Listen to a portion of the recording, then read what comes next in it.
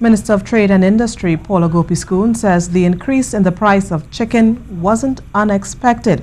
Pluck Shop Association President Imam Rashid Karim revealed earlier this week that big poultry producing companies have increased the price of chicken. He said the explanation given by the companies was now a common one, the shortage of companies finding foreign exchange. Mr. Karim was reported as saying that the increase started some 8 weeks ago, and prices vary from company to company. The price for live chicken was from $5.50 to $6.50 for Trinidad, and for Tobago as much as $8 per pound. Now, while answering a question on the increase in the Senate today, the Trade Minister said government recognizes that chicken are subject to local market conditions and international conditions. Based on the findings of the Consumer Affairs Division, the announced price increase by the industry is in effect, we believe, a normal fluctuation in prices. For instance, for the first quarter of 2017, chicken prices were generally lower due to seasonal factors. On average, consumers paid $5.70 per pound over the period January to March 2017.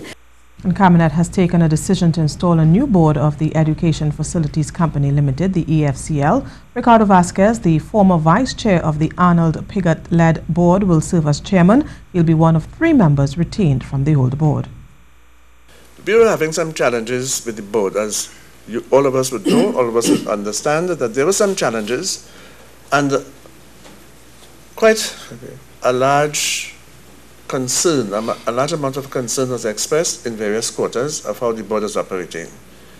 Meanwhile, the MP for Caroni East, Dr. Tim Gopeesingh, is demanding that the removal of the remaining directors of the EFCL in light of what he calls the damning allegations of wrongdoing.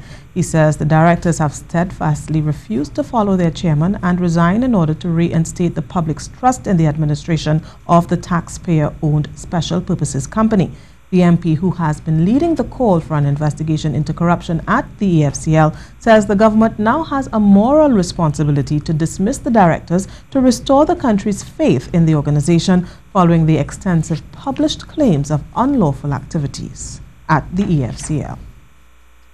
Barcelona playmaker Lionel Messi says he would like to remain with the club for the remainder of his career.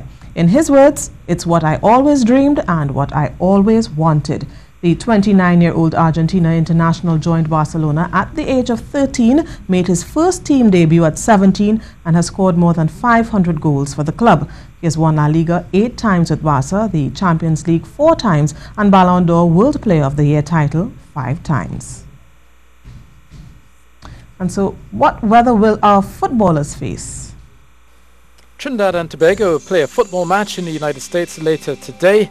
A warm, moist afternoon in Colorado may spark a thundershower close to kickoff in Denver. Meanwhile, in Trinidad and Tobago, look for a clear night before clouds build tomorrow. On Friday, a weak trough may usher cloudiness and brisk showers for Trinidad in particular, and we could be seeing a scattering of the showers, especially for Moruga and along southern Trinidad to start their weekend. Otherwise, it's been a pleasant 33 degrees Celsius in Trinidad, 31 degrees Celsius in Tobago. Expect a warm night of 25 degrees Celsius. For mariners, look for fresher easterly winds through Friday, up to 20 knots to bring some white caps, with wind waves moderate at 1.5 to 2 meters and easterly swells of 8 seconds. Tide is low at 9:30 p.m., then high at 3:30 a.m. That's the latest weather, and I'm meteorologist Dean Wallace. And that was your CNews Update. I'm Stacey Ann Providence. Do have a good afternoon.